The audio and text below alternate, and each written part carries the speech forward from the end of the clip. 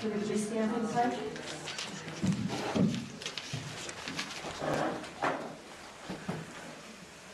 Allegiance to the flag of the United States of America and to the republic for which it stands, one nation, under God, indivisible, with liberty and justice for all. Could you please stand for a moment? Unfortunately, this has been a very heavy month for the Moylan's, and quite a few people that have passed on in our community this month. I'd like to have a moment of silence for David P. Anderson, Edward Connolly, Joyce Metcalf, Jesse Cobb,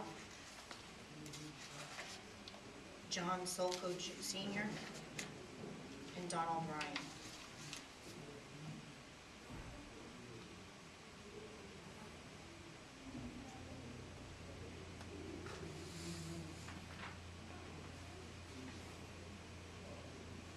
Thank you. My condolences to their families.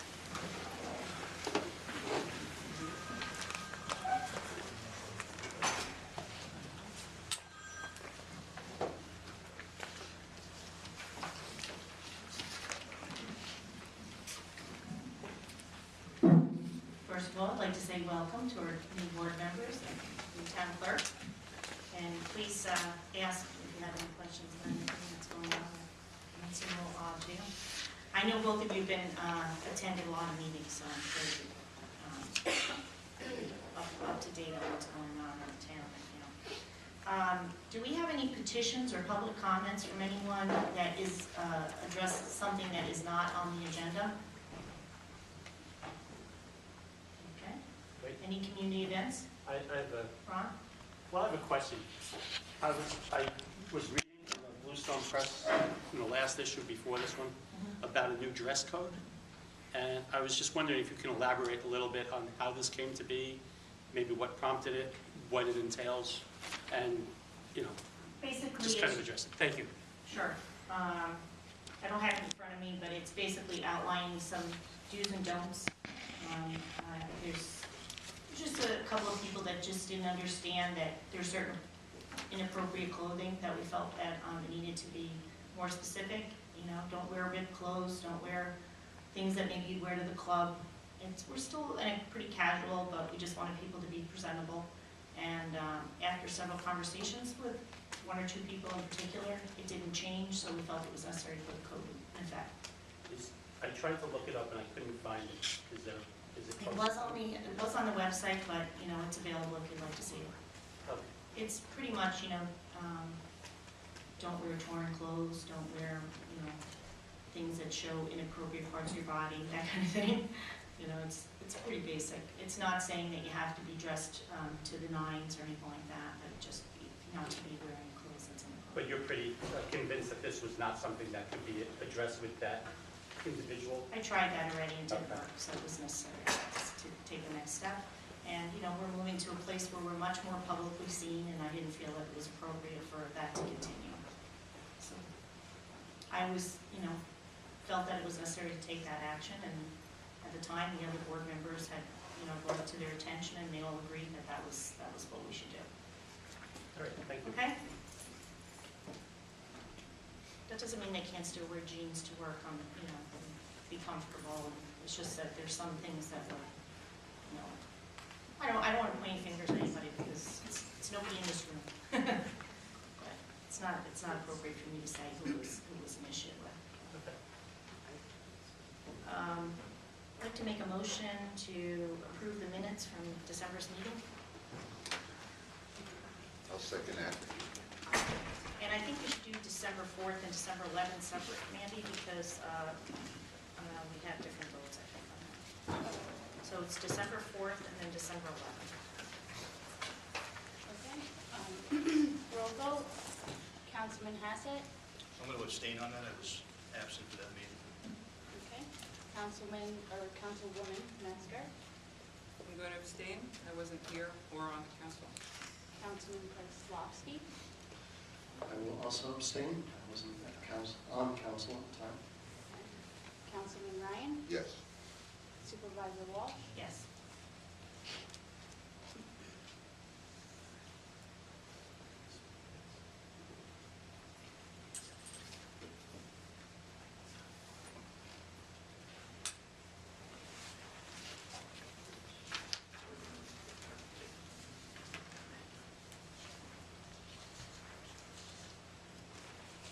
For December 11th, Robo, Councilman Hassett, Yes.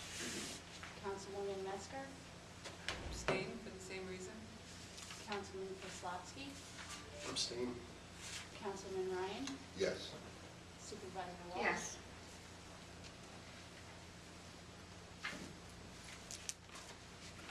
So later in the meeting, we're going to be doing the appointments for the liaisons. As of now, we don't have everybody assigned yet, but we'll start with Chris. And you have no reports because we're going to give them assignments. Bob, do you have any reports for December? For the Youth Commission, for December 23rd, 2013, we had a total of intake of $150. The clothing locker that we have out there is doing really, really well, and I don't know if anybody knew that, but they were afraid that they were going to lose that clothing locker with us, so we were getting 4 cents a pound. Now they're up to 8 cents, so we generated $164.35 there, and it was a total of $324.35 for the youth. In that, this one is the big one, once again, the assessor's office. We took in $2, so it's going to put us over the top again. Water and sewer, a check was written out for $357.40. I'm not sure what the total is. I'm going to have to see Teresa on that.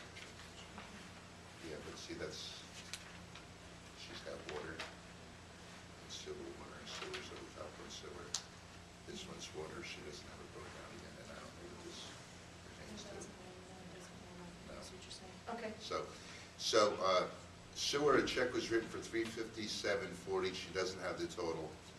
And the water side of it was $3,741.70.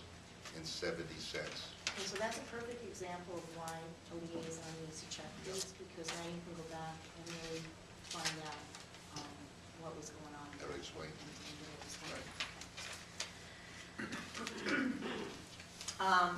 Environmental didn't have a meeting in December. I'm going to ask Jen, did you know if they are scheduled to meet in January? Yes. And when is their meeting? Is that on? I don't think it is. None of you can. Now maybe. Good. There is a meeting scheduled for it would be next Thursday. Okay. And Nava Tabak was my vice chair, so she'll serve as chair for that one So meeting. she reached out to the members to come that night? She will be. Okay. after. All right, so Chris will be attending that. Ken? Okay. The rec minutes, I'm sorry, there was no rec meeting for December, so there's no minutes to file. The ZBA minutes are on file with the town clerk for December. High Falls Water District, the next meeting, T, is 28th? it's going to be the 28th of January at High Falls Firehouse. So we'll have minutes to report on that after that. The Rosendale Food Pantry, I'm happy to report, is doing well. But as we get into the colder months, we see our client counts going up. So just keep in mind that we're always ready, willing, and able to take donations, monetary or foodstuffs. And obviously, volunteers, if anybody would like to volunteer at the pantry, you can see me or see Jeff or call Town Hall, and we'll make sure that you get a contact number. And lastly, I just want to give a quick report on the New York Rising program, that is ongoing. I have to say, Gene, I think you'd agree that it's been stretched out a little bit longer than originally proposed. We're still in the planning stages. As everybody knows, Rosendale's been made eligible for $3 million from the governor's office for storm remediation. So we've been meeting every 2 weeks with our committee individually and the regional committee that the governor appointed, and narrowing down the projects, not only in our area, but in our watershed area up and down the Rondout Creek. And hopefully within the next month or so, we'll have the projects identified. And when we do, we'll be looking to have public meetings here in Rosendale to explain the projects that we're looking at and how we're going to go about it. So as we move forward in the next couple of months, there should be a lot more to report on with regard to the New York Rising. And that's it. Okay, thanks. And nothing Nothing yet for you, Jen? No, I do have the transfer station. Sure. So the transfer station's total income this past month was $2,454.89.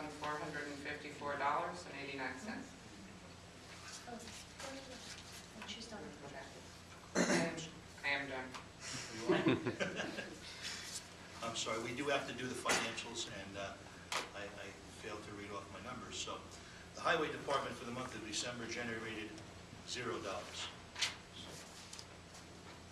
And the Building Department for the month of December generated $1,773. And the Town Clerk's Office for the month of December generated, Building and Planning, $255. That's it. Can I ask a quick question? Sure. The New York Rising Committee meetings, so you said your meeting is the 3-town group and then the... It's actually more than that. It's, okay, Ken. It's the entire valley. It's the entire valley that it's actually broken up into 3 different groups. The Saugerties, Woodstock, Shandaken group, which had considerable damage up there, and then you come down and it's the Rosendale, Warsing, and Rochester group. And that's the group that we're lumped together with because we have a lot of commonality up and down the Rondell Creek. And the big point of discussion is to remediate, not only fix what was damaged, but to try to build it up bigger and stronger, and to remediate any future damage. And the problem is that we're running into, as far as the Rondell Creek communities, is whatever Rochester or Warsing does upstream is going to affect us downstream. So there's got to be a coordinated effort with any remediation efforts upstream, so we don't get the bulk of what they don't get. And that's one of the big hurdles that we're trying to overcome right now. Now, Rosendale is a standalone town. We're eligible for $3 million, and we're certainly going to be able to expend that money within our town. But the partnership with the Rondell Creek communities, if we can come up with a plan that's, quite honestly, that's acceptable to the governor, that we are eligible collectively for more money. So that's what we're working diligently, not only on our issues here in Rosendale, but with our partners up and down the creek, to try to come up with some sort of remediation plan that's going to be sensible and definitely have an effect and remediate or curtail any future damage. Is the meetings on the regular schedule in case people want to come observe? Yeah, the meetings are held at the BRC in Kingston, the Business Resource Center, and they're held every other Monday. So I don't So have... last Monday was your meeting. Yep, and the next meeting would be... Throw out some dates there. The next meeting should have been on the 20th. That's going to be held on the 21st because the 20th is Martin Luther King Day. What time is that? They start at 4 o'clock. They're from 4 to 6 p.m. And I also want to mention that Impulse is part of our group also. But there's like 3 groups, and then it's one group together. So Yeah. Impulse is the town, and the village is one group, and then the 3 towns that we're in, and then the Rochester. Not to say that there aren't a couple other, I think there's a couple other standalone towns too, that got hit too. Yeah. So these 3 groups now are also working collectively as a region to get money. And then we tie that all into, I think, even the ones that don't get funded for that $3 million, it ties into some of the other projects. We've identified some problems. If they don't get funded for that $3 million, we're identifying them as projects we want to work on and look at for other ways to get. That's one of the reasons Barton Loguidice is here tonight, so we can work on that and talk about other sources of ways to get coverage for some of the things we've identified that maybe won't be covered in that $3 million. Before I do the, you're done, Ken? Yes. Before I do the financial report, I just want to mention 2 things, which I know people may already know this, but we didn't mention it at a board meeting to the public, so I want to make sure that we identify that the town of Rosendale received a $10,000 check from Bruderhof for the pool, and along with offers to help with anything that we might need to help to get the pool up and running for the 2014 season. Also, at our last town board meeting, we approved the sale of the town hall for $201,000 to 46 LLC through Westwood Needs and Bounds, the principal broker, Harris Safer, and real estate agent Brian Cafferty. And they have agreed to donate their commission of 3% back to the pool fund. Could you repeat the name of the purchaser, please? 446 LLC.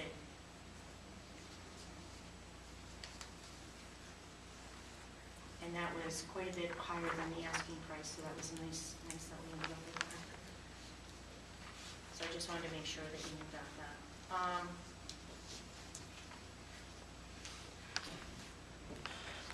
Has the contract been signed? The contract has not been signed. We signed, the acceptance of the lawyers are working on the contract right now. And I expect that in February I'll come back to the board. But we did approve, I don't remember, we did a resolution last month, I believe, to do that. So And that was done on the 11th, so 11 we are past the 30-day referendum. next It was- week. Yeah, Next it was week. subject to a 30-day referendum, Permissive referendum. permissive referendum, yeah. So Yep. we'll be good on that issue. And here's my report. It was shrunk. I didn't recognize it. If you open up your report where it says monthly statement of supervisor, on third page in is what I'll be. In the general fund, $364,956.21. In the highway, $372,653.27. In capital highway, $31,329.32. In capital, $111,879.94. In rec sub, $24,579.97. In capital rec, $791.30. In light, $1,177.49. And I apologize, my voice is a little hoarse because I've had laryngitis and I'm getting over it, but it's not as bad as it usually is. You like that, huh?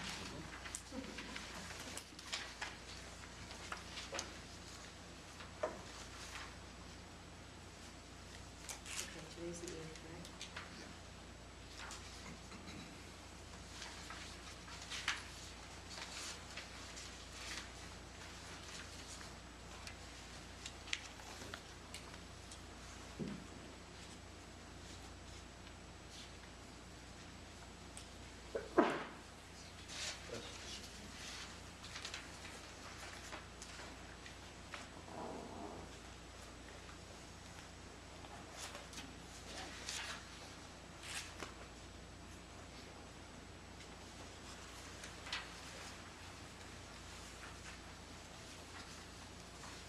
Andy, you pass this down to you. These are the signed ones, and you'll pass me your blank.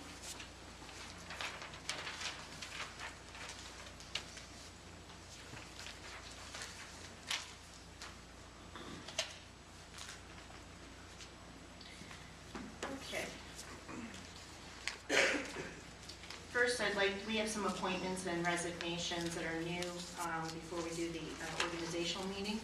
And first, I'd like to make a motion to accept the resignation of Joseph J. Manor.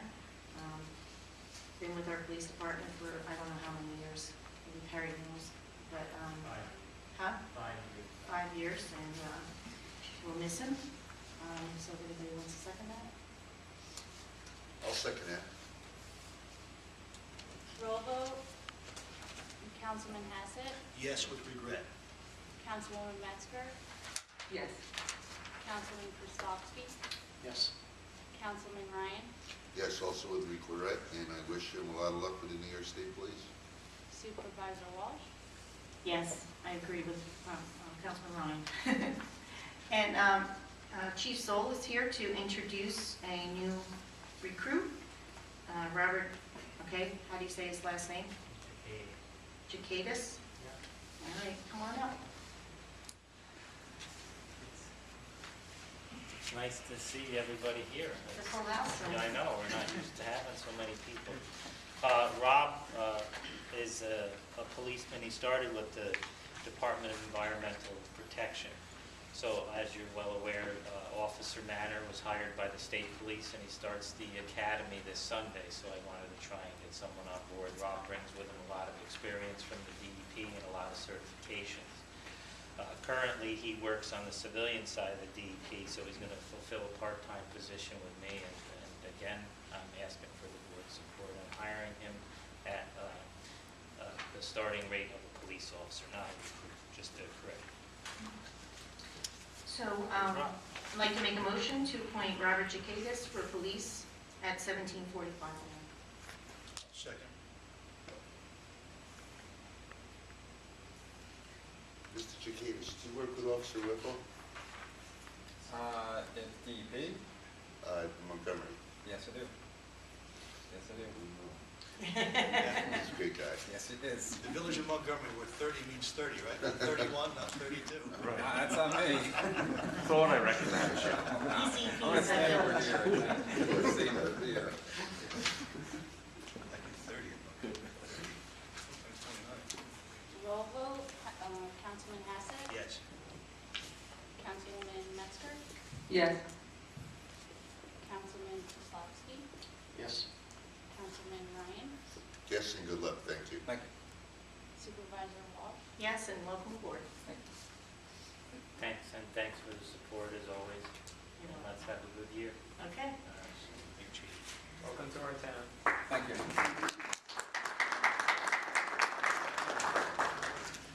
Okay, next, we've asked Glenn Gadali from Barton Loguidice, and there's somebody else here from that, to speak on the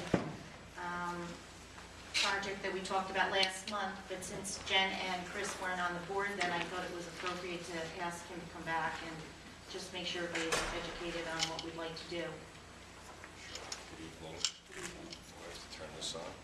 Probably, How's that? That working? yeah. It is working? I don't know. Tap it. Anyway, good evening.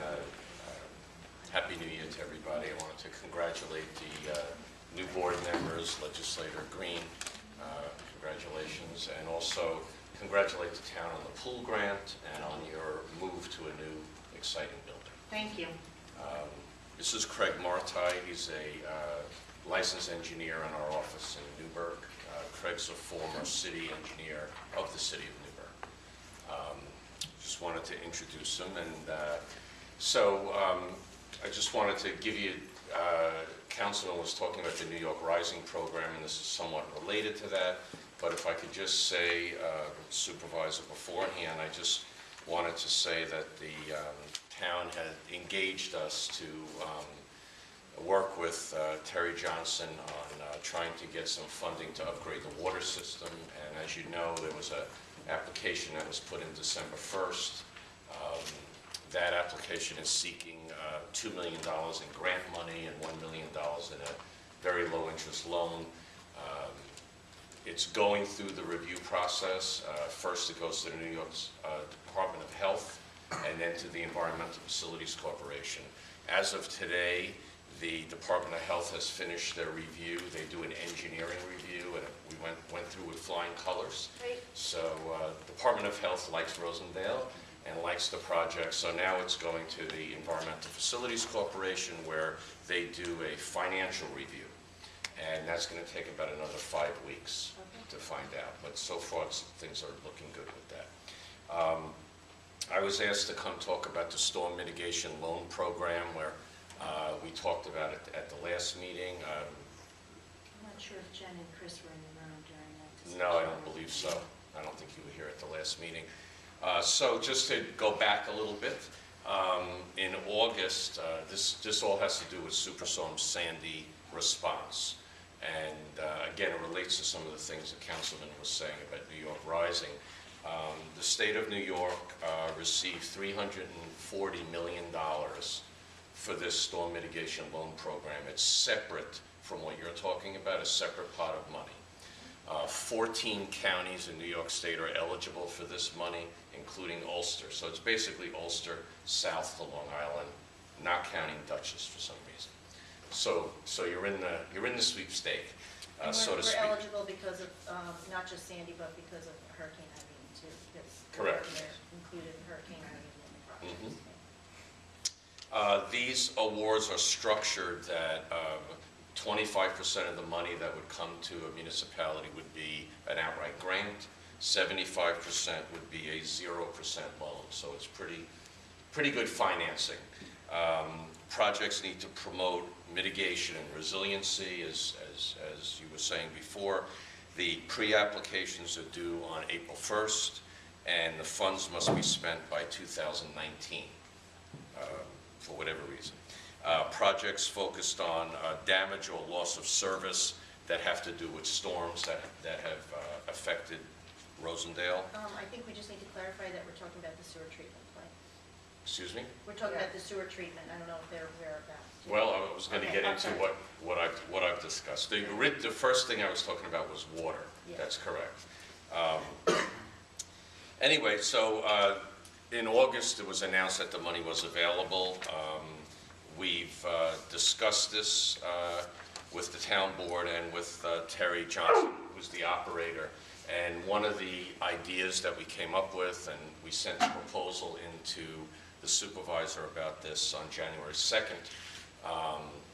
Excuse me. And then we also sent in October this letter, which you have not seen, and you haven't seen because you weren't here.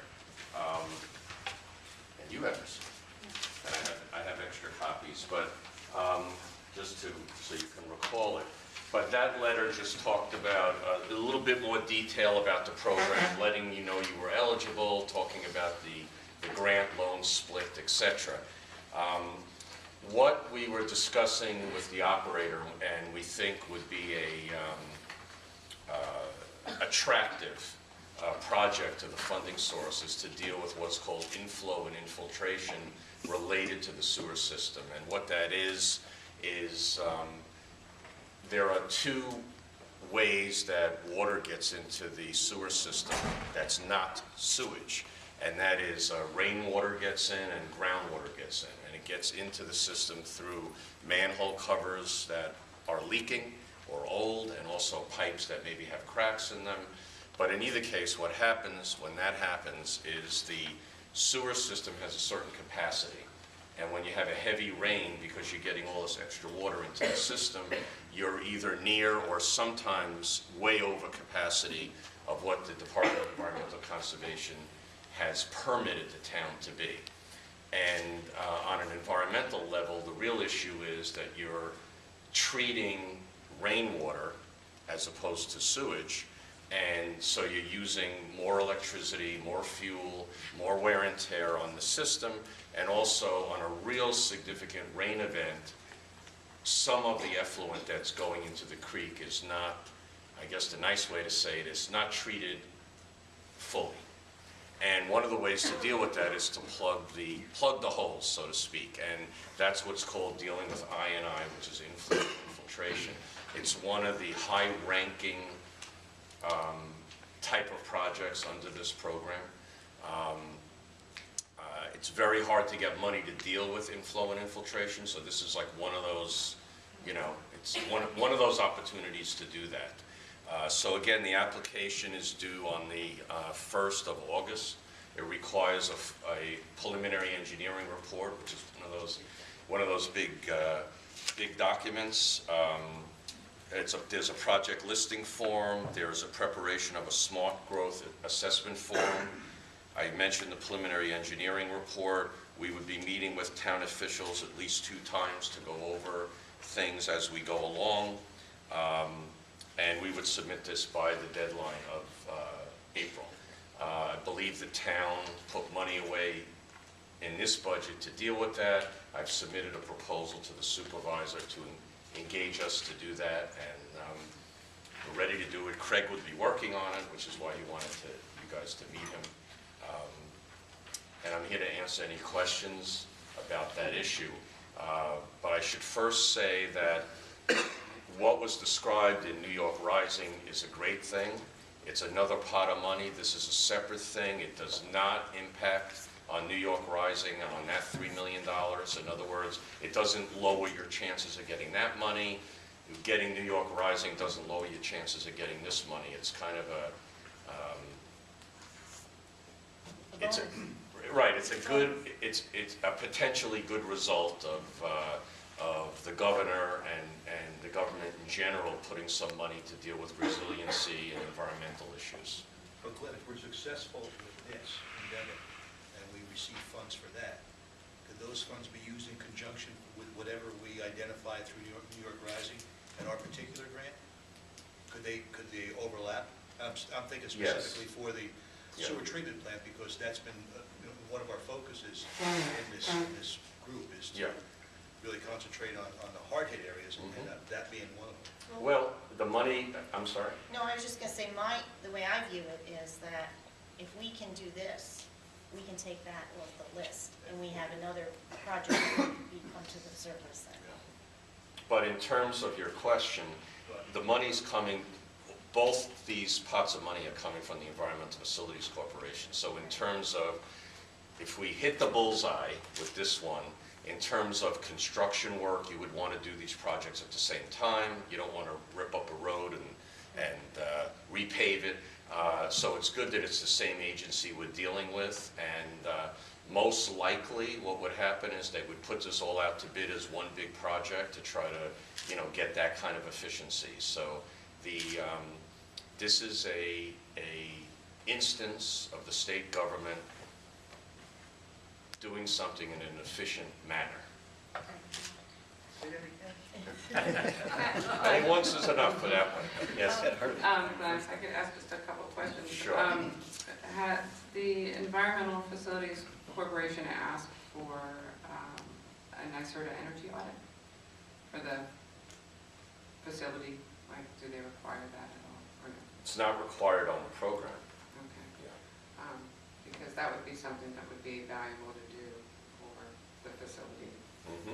Just so much of its costs are electricity. Yep. Operational costs are electricity. So another thing the town might consider, maybe separate from this, is the NYSERDA Flex Tech program, which pays for itself really quickly. And the other question I had was, is it best from a grantable perspective to focus on this one, high priority project? Does it help at all to bundle it with an energy component too, to beef up the resilience of the project? Well, what's that? Okay. Yeah, well, really, the NYSERDA Flex Tech stuff really comes into play where at the sewer treatment plant itself, where you're actually spending, it's typically one of the largest energy expenditures of any municipality. The I&I and the resiliency is typically the storm of this particular loan program or grant program. We're looking at projects which are separate from the plant, but help reduce the amount of energy that's spent at the plant by reducing the amount of water that gets there. The Flex Tech program is a very good program, and I've utilized it in other municipalities where we do identify the biggest bang for your buck at the treatment facility itself. So it would be a very valid and viable program, but it's a separate program, and it's available separate from, and would have no bearing on the merits of the application for any of the grant programs through EFC. NYSERDA basically runs as an independent entity, and they're very eager to work with municipalities to save the energy. They're funded through programs from the energy consumers at large, and they have a pool of money and they have to spend it somewhere. So traditionally I've found them very easy to work with regards to that particular program, but it's more specifically related to the plant itself. On that, I should also say to Jan that there are 22 firms in New York State that are certified Flex Tech firms. We're one of them, so we do these studies. And but as Craig said, that I guess to answer your question, on this program we've been advised from EFC that we should come up with the most important issue that relates to what happens when we have, an incredible storm in Rosendale. And I don't know if Terry wants to give any input. We clearly have an impact issue when we have heavy storms, and everybody can see it when we have stormwater management issues along the streets. But Terry can tell you that it definitely impacts the sewer treatment plant. And the other background I want to give is that when I took office, there had been an existing application with the, tell me the agency. EFC. EFC. And we did not have enough points, really. I think our points were about 35, and they did not want to fund anything that didn't have at least 55. And that really talked more about improving the plant overall. But if it looks like we're not going to get that money, this is a very good way to improve the capacity and how we run the plant. And I still think it might be worth it, especially if you're interested in applying for the ways to improve the building itself, which Terry and I have talked about extensively, that it should be on our list of priorities to get that building more efficient, especially the building envelope itself is very inefficient, and that could be something that we tackle separately through NYSERDA, so I'd be happy to work on that. Well, on that, the program you're referring to pays for 50% of the cost of the study. NYSERDA pays for the other 50%. It is possible to do a flex tech study on the water filtration plant and the sewer plant, as one issue. So that can be done, and we can certainly. But the thing is that those are, routinely available. We Yes. know that NYSERDA is always available. This is a one-time, opportunity to get funding for stormwater mitigation. And like Ken can tell you, that's been one of our big concerns about how do we manage these storms, because we have so much stormwater to deal with. Anybody that lives in some of the areas, or even driven by, or seen the road closed because there's too much stormwater. Stormwater is one of the biggest, one of the 5 top things that we identified. So this, I feel, is, really already been identified as something we want to tackle. Combining it with dealing with how to make our sewer treatment plant have better capacity and operate more efficiently, I think is a no-brainer. So I've already put the money in the budget for this program and for this engineering study, and I'd like to suggest that we do a resolution next meeting to go ahead and let them get started. Yeah, I'd like to, I think the project's really exciting, and just want to add that water quality, really suffers in the creek after major storms, so this is really important from an ecological and stream health perspective, so.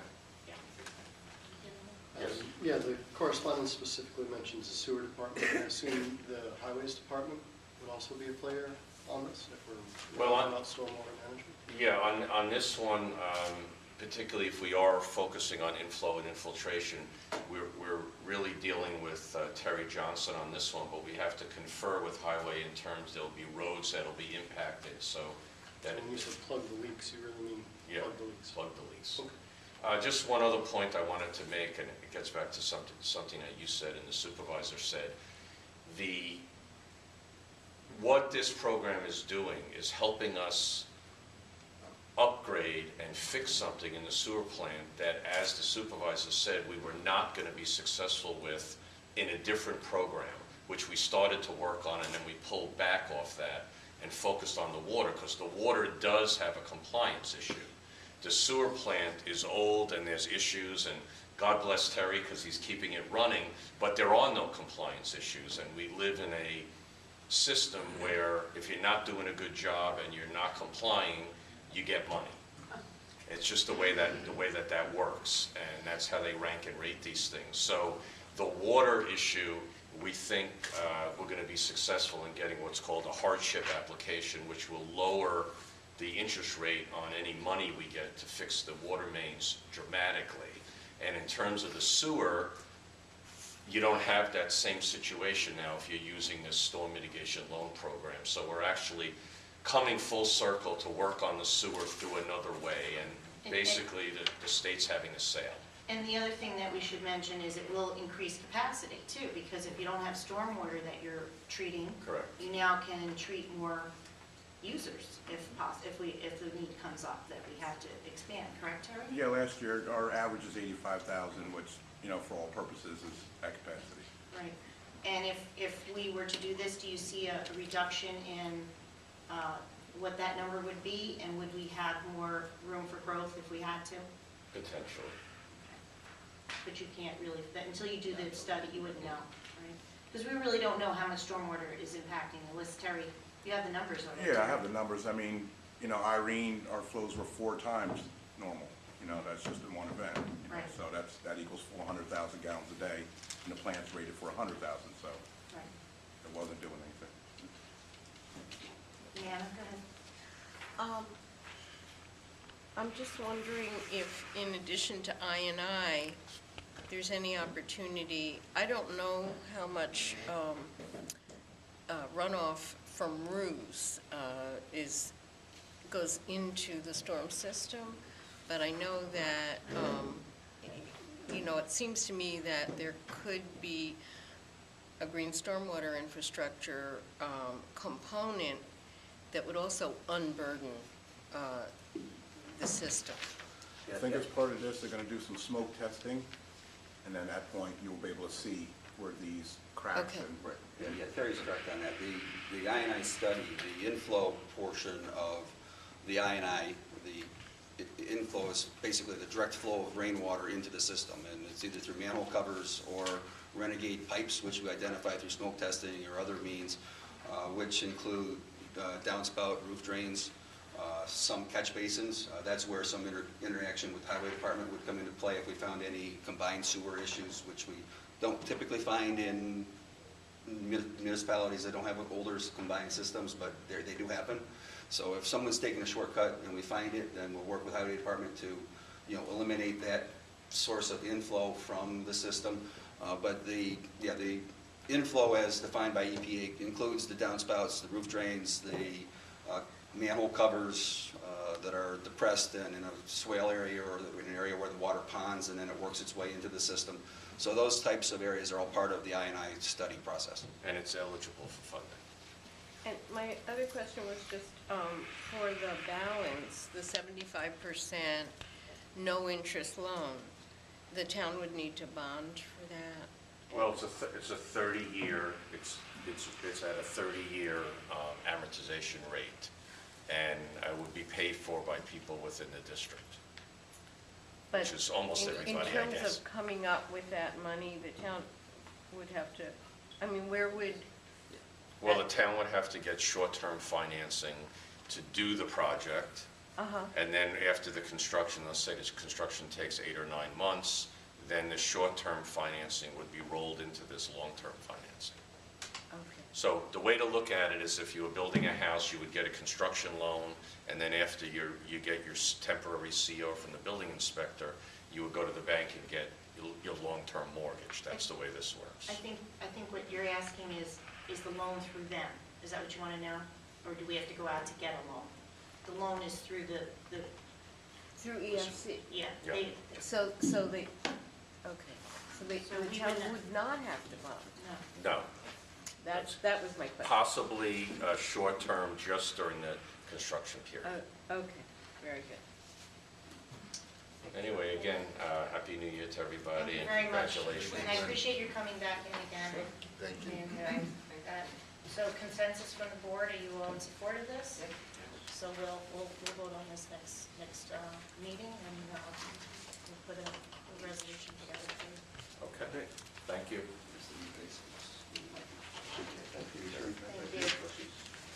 Thank you. And you guys do have the, in your packets, the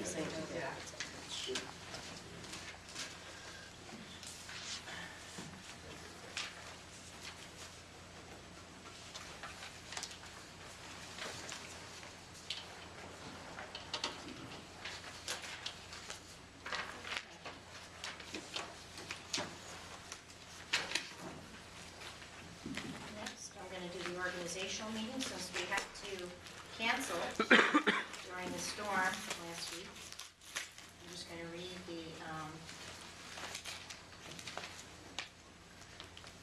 employees and their salaries, and then we'll get into the liaisons. Deputy Town Clerk Michelle Williams at $10 an hour. Deputy Tax Collector Mary Carroll at $10.67. Deputy Tax Collector Taylor Checkia, $10.50. Deputy Highway Superintendent Michael Brown, $23.32. Highway Foreman John Waller, $22.86. Highway MEOs Joseph Craig, $21.87. Stanley Gilwaller, 2030.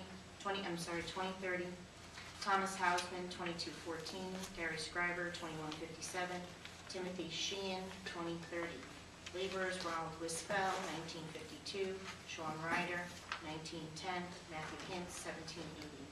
Highway Superintendent Clerk, Doreen Whitaker, 1122. Recreation Director, Tara Burke, 1515. Housekeeping, Eugene Wilson, 1122. Housekeeper, Jessica Fleming, 825. Housekeeper, Ashley Houghton, 867. Youth Director, Kathy Wade, 1731. Recreation Aide, Matthew Van Buren, $8. Recreation Aide, Eric Van Gaesbeck, 1051. Recycling Coordinator, Renee Kuhau, 1828. Solid Waste Attendant, George Glass, 1437. Dog Control Officer, Ed Hintz, 1277. Deputy Dog Control Officer, Michelle Williams, $10. Senior Account Clerk, Doris Fleming, 2245. Supervisor Assistant, Jill LaFaro, 1475. Deputy Supervisor, Kenneth Hassett, $1,200 per year. Clerk, Harold Aldridge, $1,279. Safety Officers, Robert Roddy, $1,500 a year, and Doreen Whitaker at $1,500 a year. Court Security Officers, Thomas Dockery, $1,250. Robert Roddy, $1,250. Antonia Cecily, $1,250. Nicholas Cacti, $1,250. Justice Clerk, Trudy Harper, $1,338. Deputy Justice Clerk, Douglas Tyler, $9. That's a probationary. That'll be 6 months. It'll go up to 10. Parking Attendant, Ray St. Rose, $1453.50 per year. Water Superintendent, Terry Johnson, $51.99, $28.20 per year. Water Sewer Operator, Roy Lehman, $21.83. Water Sewer Operator, Joseph Manor, $21.83. Water Sewer Trainee, Sean Ryder Jr., $12.61. Sewer Clerk, Teresa Heinitz, $13.59. Water Clerk, Teresa Heinitz, $14.70. Code Enforcement Officer, Tom Fiore, $17.39. Code Enforcement Officer / Fire Marshal, Dave Massini, $13.81. Deputy Fire Marshal, Kevin Hines, $13.26. Code Enforcement Clerk, Leslie Truitt, $13.50. Planning Board Clerk, Leslie Truitt, $13.50. Zoning Board of Appeals Clerk, Leslie Truitt, $13.50. Assessor Michael Dunham, $22.41. Assessor Clerk, Lori Hornbeck, $12.79. Police Chief Perry Soule, $29,485.04 a year. Town Historian William Brooks, $600 a year. Ulster County Planning Board, Jared Brown. An alternate, Ulster County Planning Board, Fred Breitzer. The official meetings, workshop meeting is the first Wednesday of each month at 7:30 p.m. at the Rosendale Community Center and or the Rondell Municipal Center, which we will continue to have these meetings here until further notice. Town Board meetings, second Wednesday of each month, 7:30 p.m. at the Rosendale Community Center and or the Rondell Municipal Center. Same, we'll continue to have them here until we are ready for the move. The official newspapers, the Daily Freeman, official banks, M&T, Orange County Trust, and Chase. Town Health and Dental Insurance Carrier, CDPHP. Town Life Insurance Carrier, Principal Financial Group. Attorney for the town, Mary Lou Christiana, Sarah McGinty, Goldberg and Kremer, Dana Blackmore, and Kevin Bryant. Those last two are for the court. Commercial Communication Tower License, $2,500. Mileage reimbursement is 55 cents per mile. Petty Cash Supervisor Fund, $200. Water Sewer Fund, $125. And Town Clerk Fund, $100. Excuse me. I'll second.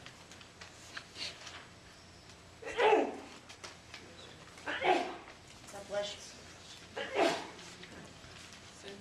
Roll vote. Councilman Hassett, Yes.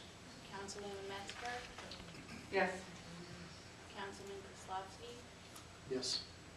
Councilman Ryan, Yes. Supervisor Walsh. Yes. And on the next page, we have the Supervisor's Liaison appointments. Assessor, Assessment Board of Review, Councilman Kozlowski. Building Inspector, Councilman Hassett. Chamber of Commerce, Councilman Kozlowski. Dog Control, Councilwoman Metzger. Economic Development, Councilman Hassett. Environmental Commission, Councilman Kozlowski. High Falls Water Commission, Councilman Hassett. Highway Department, Councilman Ryan. Justice Department, Councilman Prislavsky. Planning Board, Councilwoman Metzger. Police Commission, Councilwoman Metzger. Rosendale Food Pantry, Councilman Hassett. Recreation Commission, Councilman Hassett. Tax Collector, Councilman Prislavsky. Town Clerk, Councilman Hassett. Transfer Station, Councilwoman Metzger. Water Sewer Commission, Councilman Ryan. Youth Commission, Councilman Ryan. Zoning Board of Appeals, Councilman Ryan.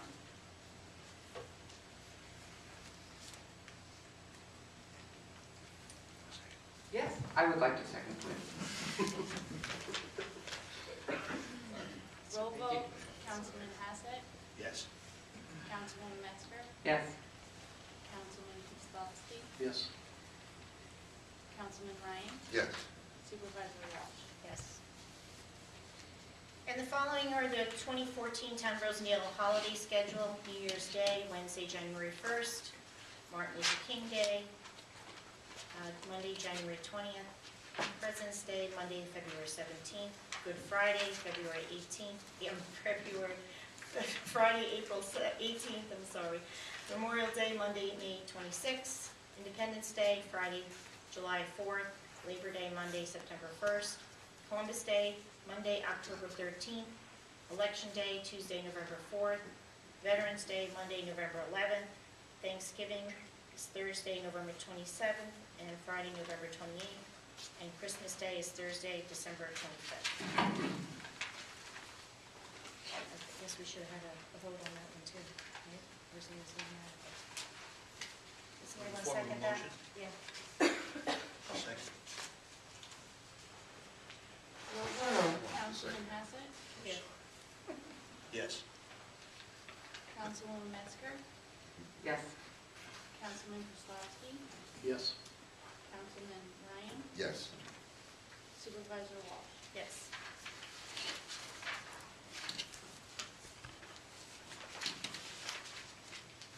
Next on the agenda, Councilman Metzger has been involved in the Citizens for Local Power, and this came about after the Fortis Central Hudson merger, and she's going to talk to us a little bit about what that's about, and a project that they're working on, and whether Rosendale wants to participate.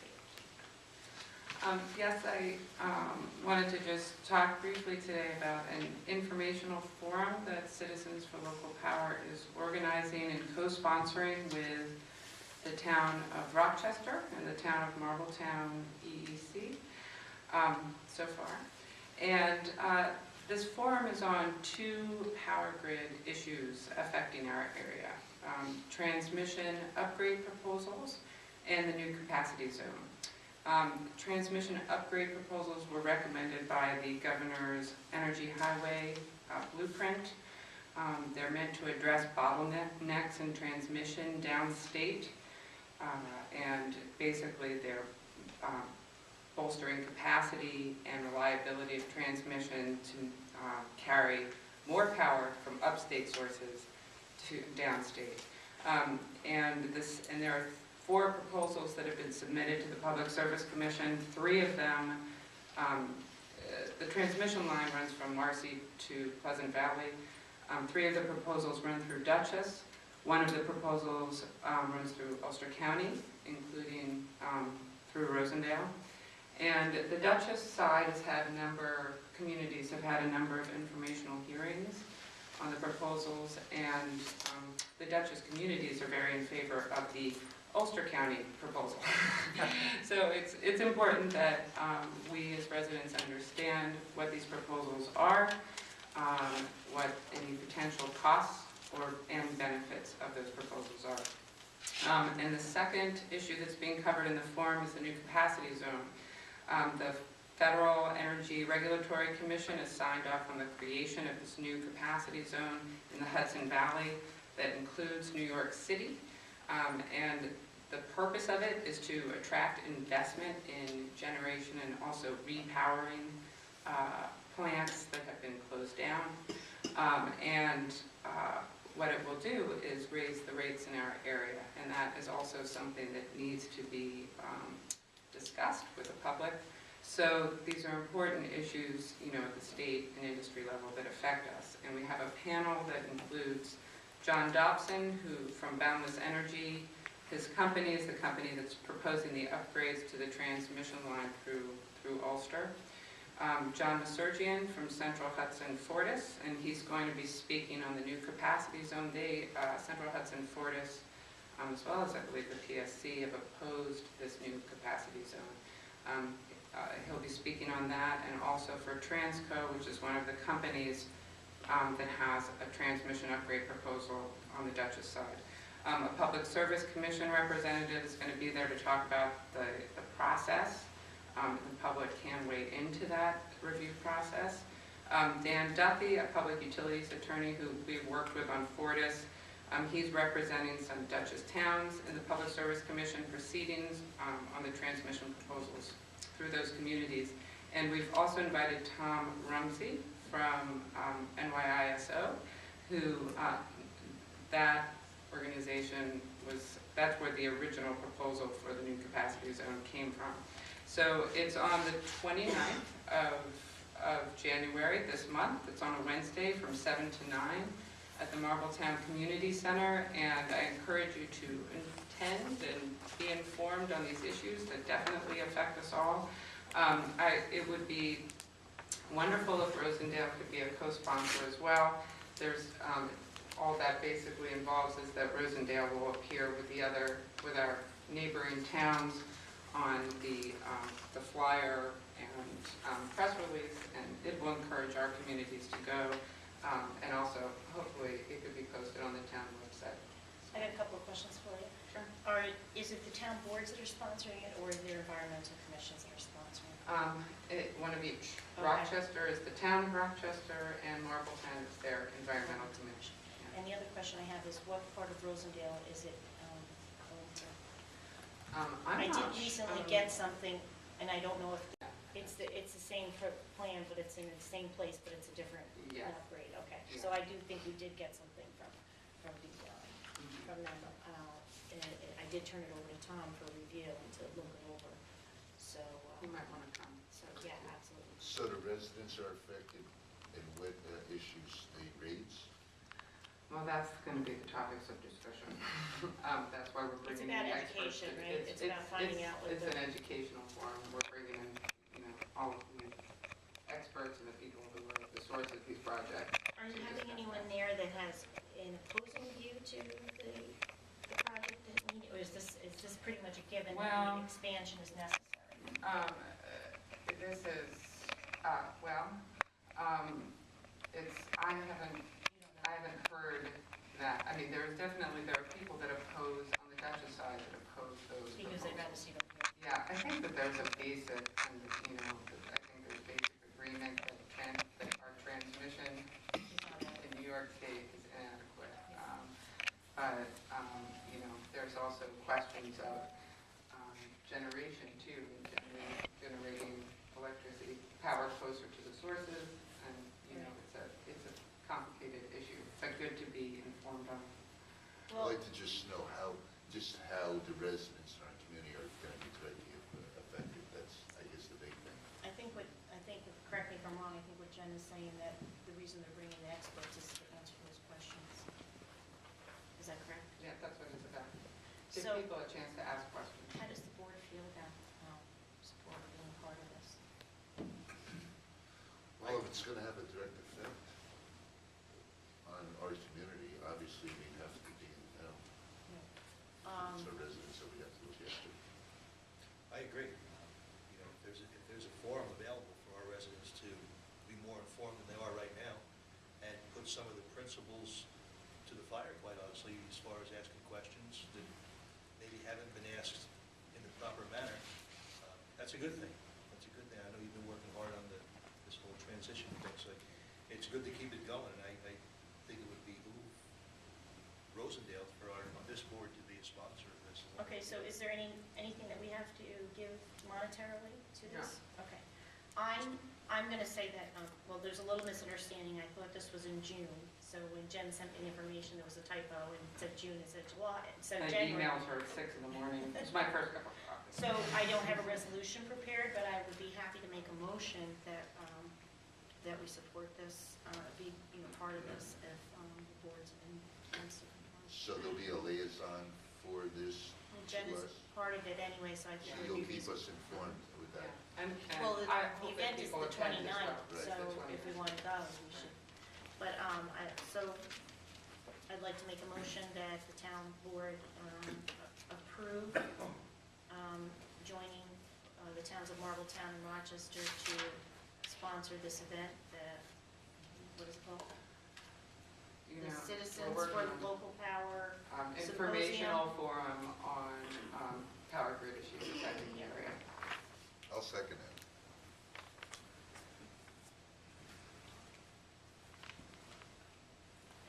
Roll vote, Councilman Hassett, Yes. Councilwoman Metzger, Yes.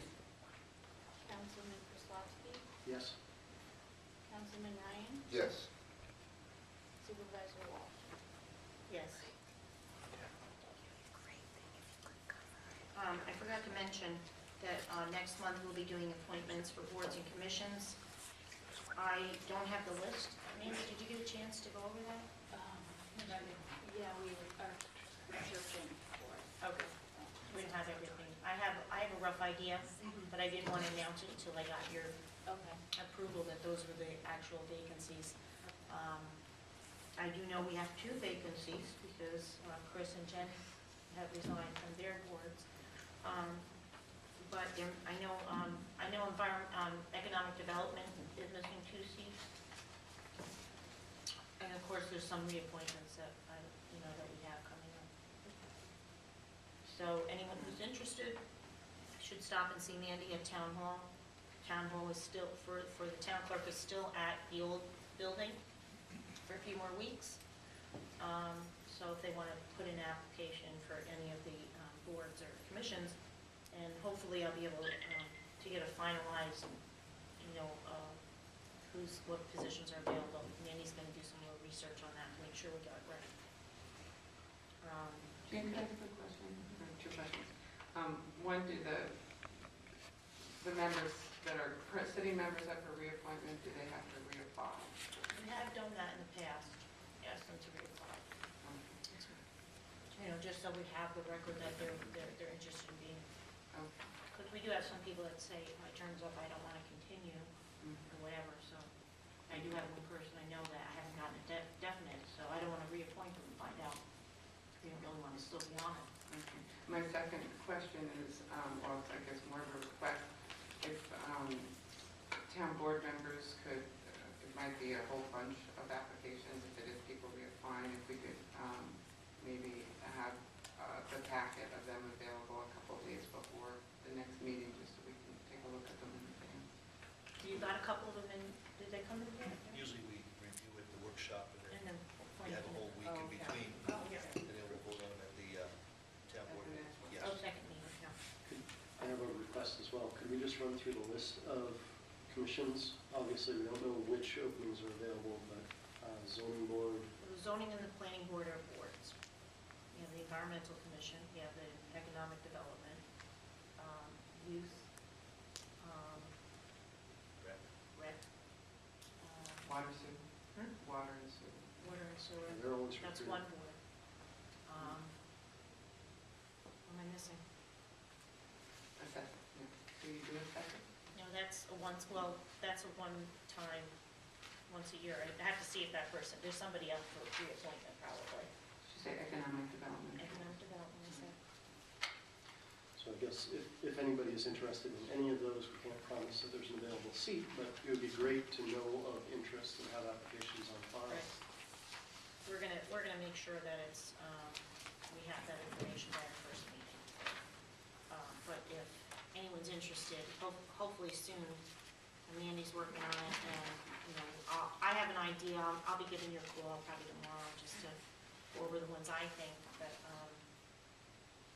and who's expiring, so we can get a hold of them and make sure that they fill out. Chris, it's right in the. If you look at the organization. liaisons, The liaison list would list all the commissions and boards. right, You want to go over that? So that's basically, Was It that- says- Well, says it's before all the- right, yeah, yeah. it's all right there, and then, Mandy can come up with the openings and what I think about opportunity. Yep.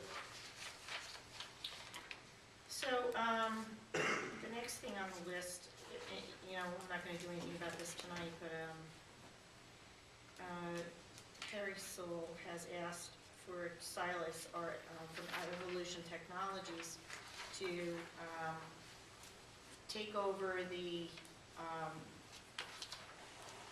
running of their tech program that they need for the police department. In the past, he's had an employee that did it, and if you see, there's a little bit of a letter here from him to review, and a contract for Silas to take over. I think he also figured it into his budget. He did put Yeah, it. so And basically, instead of having a police officer doing it, we would contract him. I personally think it's a good way to go, all the way around. I think it makes more sense. Keeps all our IT under one roof, Yep. and, And when we're up at the new place, he can come in and do all the IT at one time, address any kind of glitches or anything. Chief's still here? I think he's left. did he make a recommendation as to the hourly versus the yearly? Silas is predicting, he's anticipating 3.5 hours per month. Well, what he did was he just gave us a flat number of $27.60. he did tell me that it was significantly cheaper to do it this way than to have a police officer Oh, yeah. doing the work, so. Should we vote this next month? I didn't do a resolution for it because, I think we'll just have to put it in for next month unless you guys want to make a motion to approve the contract. I'm fine with that too. Well, I'm just thinking, in the next month, there's going to be a lot of activity up at the new police station. So it makes a lot of sense to have Silas on board at Right. the very beginning. Exactly, and we know that it's a savings. Yes. He's supportive of it, and I don't have a resolution. If you guys want to do a motion, we can probably pass it with that. We can do a motion tonight to get, to authorize the work and do a res next month. That'd be fine. I can do, Substantiate it. is everybody okay with that?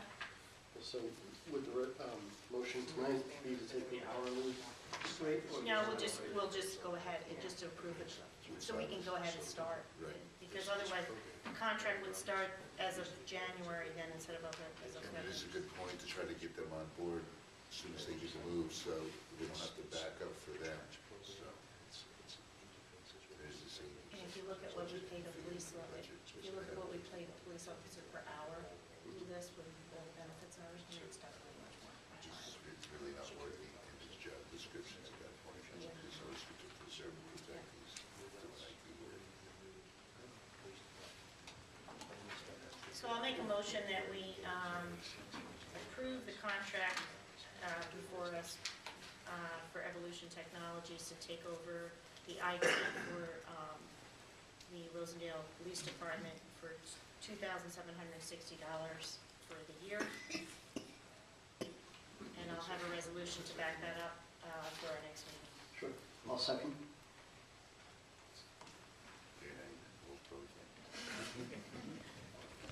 Roll vote, Councilman Hassett, Yes. Councilwoman Metzger, Yes. Councilman Kozlowski, Yes. Councilman Ryan, Yes. Supervisor Wall. Yes. Oh, let me just say, well, that's not a resolution. Do we have to number it now? That's not a res, that's. Just a motion. We don't need That's- to do it. Yeah, we're going to do a res next month.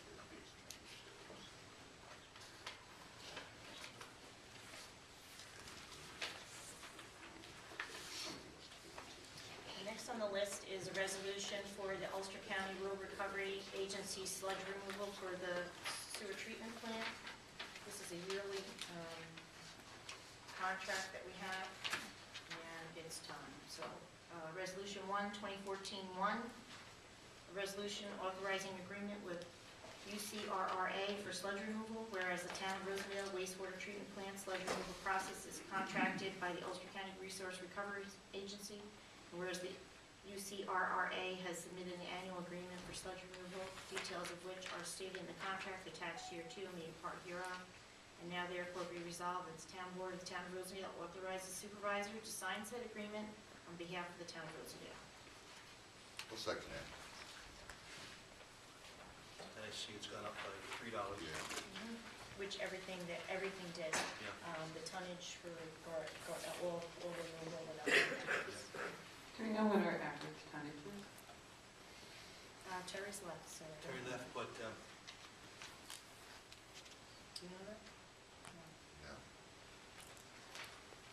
Terry intentionally walked out.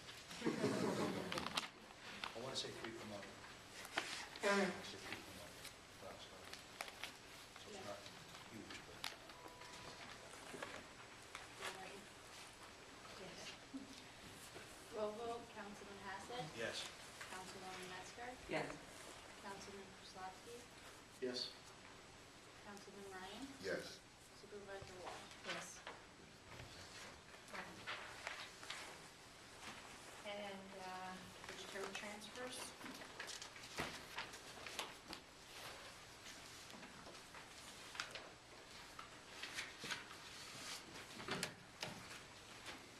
Resolution 1, 2014-2, budgetary transfers for January 2014.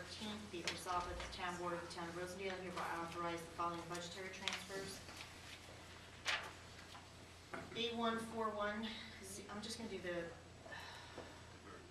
words, yeah. Town Clerk PS to Supervisor PS, $150. Independent Auditing to Tax Collector PS, $354.12. Election CE to Buildings PS, $1,700. Telephones to Data Processing PS, $1,000. Dog Control Equipment to Dog Control PS, $250. Traffic Control Equipment to Superintendent Highways PS, $1,000. Pool PS to Pool CE, $17,600. Youth Program PS to Youth Program CE, $200. Youth Summer Camp CE to Celebration CE, $800. Refuse and Garbage CE to Refuse and Garbage PS, $650. Employment Benefit Social Security to Employment Benefit Medical Insurance, $4,612.79. Programs for the Aging CE to Programs for the Aging CE, $1,995. Sewer Fund transfer the sum of Administration CE to Administration PS, $2,000. Water Fund transfer the sum of Purification EQ Equipment to Administration CE, $3,000. Purification Equipment to Purification PS, $700. Purification Equipment to Transmission Distribution PS, $1,200. State Retirement to Transmission Distribution CE, $3,000.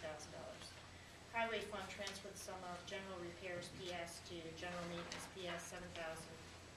General Repairs CE to Machinery PS, $3,000. Services Other Government CE to Snow Removal, $10,000. I'll second. Roll vote, Councilman Hassett, Yes. Councilwoman Metzger, I'm not supposed to ask a question at all, but, Sure. You can. well, I'll vote and then I'll ask. Yes. Councilman Kozlowski, Yes. Councilman Ryan, Yes. Supervisor Walsh. Yes. So my question is, why do we have a budget for pool staff?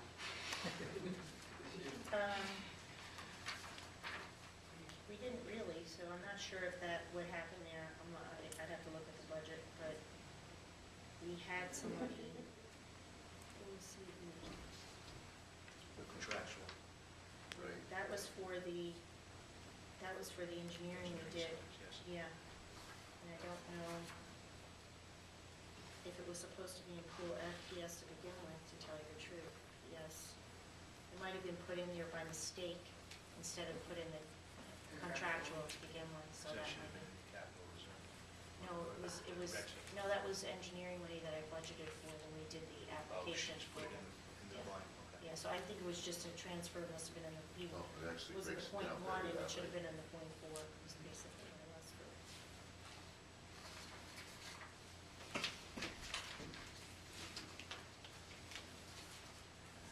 And,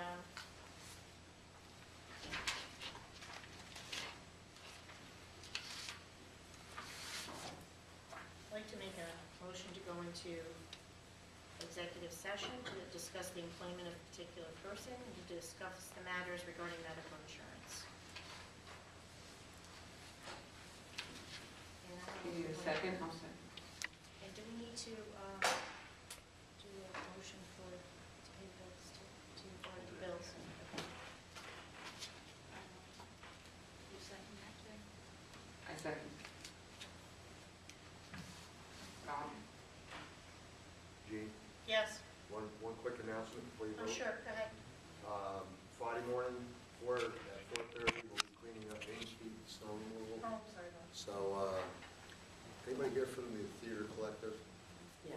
Yeah. I just need some, those flower pots removed so we can get the snow out. Oh, from the front, yeah, okay, that's big cheese. Okay, got Thank it. you. Yeah, sorry, Bob, I forgot about that. That's okay. I didn't write it down, I forgot. When is it? Friday morning. It Right is, now. it's really great, the snow removal is good. Isn't it? Yeah, Yes. those Patter Donuts is what does it. Okay, roll vote. Councilman Hassett, Yes. Councilwoman Metzger, Yes. Councilman Krasowski, Yes? Councilman Ryan, Yes. Supervisor Walsh, Yes.